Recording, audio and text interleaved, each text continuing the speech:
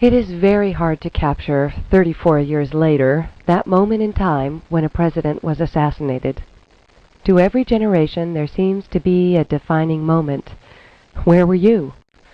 I was 8 years old, and when the news broke of the president's assassination, I was sitting in the barber's chair, having my hair cut.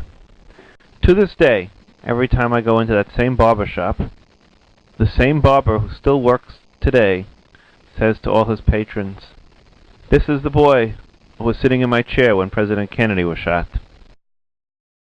The assassination of President Kennedy marked an end of our innocence. A president had been killed, not the first president to be so struck, but the first in the era of TV. First, the nation was gripped with images of Dallas that day.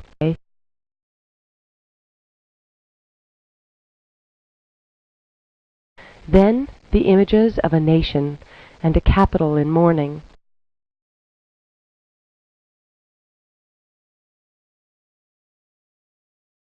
Interrupted by the images of the gunmen being shot on national TV.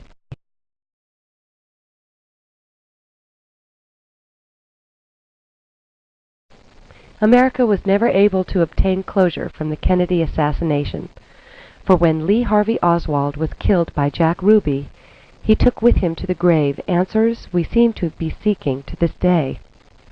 Unfortunately, John F. Kennedy was not the only victim of violence this decade. Robert Kennedy, Martin Luther King, Malcolm X, and Medgar Evers are just the most prominent. Those searing images of Dallas and the funeral in Washington combined to set the stage for a decade that would include the first televised war. It was a decade in which violence of an unprecedented nature visited the American home through its television.